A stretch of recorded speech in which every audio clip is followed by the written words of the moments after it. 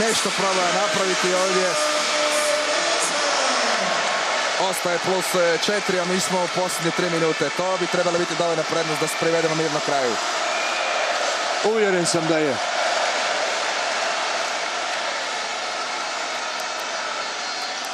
Bravo Venio, i protiv Šveđana je isto tako ušao i obranio penal u ključnom trenutku.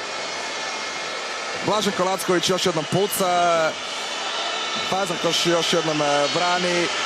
Lacković ima slab učinak, danas slabu statistiku. Ima 7 šuteva i samo 1 gol. Polako Mirko, neka vrijeme teče.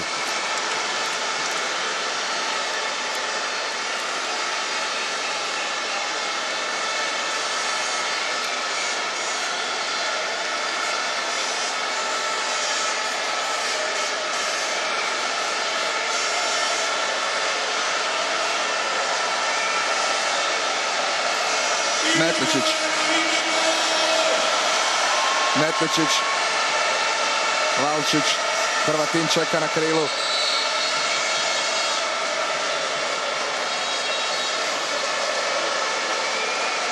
Balić.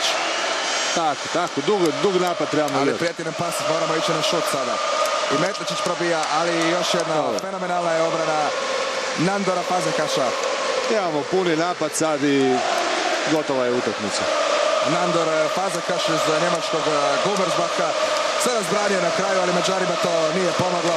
Hrvatska slavi prvu pobjedu u drugoj fazi natjecanja, u drugom krugu, očekivanu, ali mora se priznati tešku, tvrdu, bez obzira što će rezultat možda biti 4-5 golova razlika u našu korist. To ne sugerira da je bila laka utakmica, da pače. Dugo smo se mučili. Da, bila je tvrda utakmica. Do 45. minute negdje smo se lomili, isto kao i sa Šveđanima. Dugo nam je trebalo da slomimo njihovu 6-0 obranu. Ali ono što sam rekao prije, meni se čini da smo igrali danas onoliko koliko nam treba. Nije bilo nekakve pretjerane borbe, nije bilo nekog pretjeranog tempa, baš smo igrali cijelo vrijeme, kontrolirali smo rezultat u nadi vjerovatno da se ne potrošimo više nego što treba. Možda možemo završiti sa najvećom prednošću. Danas to je bilo 6 razlike. Vori, tamo je Hrvatin pod faulom i Hrvatine zabija gol, ali da sude prestup. Ali ako je sudio prestup, trebao je suditi penal jer je igrač s leđa gurno Hrvatina. Ali nećemo zamjeriti Dancima. Ostalo još 30 sekundi do kraja. Evo možda nove prilike za novi gol. Sada Vori ide napred i Vori kao košarkaš ušao u dribling. Sačuvali smo loptu još posljednjih 15 sekundi. Ne treba žuriti.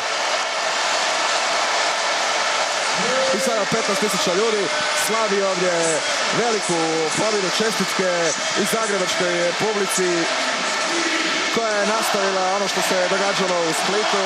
U prvoj fazi natjecanja lopta leti visoko na tribine. Netko će dobiti ovaj potpuno od Igora Vorija. Pobjeda Hrvatske 27-22. Dugo smo se mučili, dugo smo igrali, kao što je Lado rekao, do 45. minute imali smo problema sa njihovom 6-0 obranom, a onda smo ipak uspjeli otići na onih prvo 3 pa 4 razlike i ono što smo priželjkivali, mirno smo priveli utakmicu kraju. Da se ne ponavljamo više u vezi toga, nas čeka sutrašnja utakmica, vrlo bitna protiv Slovačke. Sutra pobjedimo i mi smo u borbi za medalju.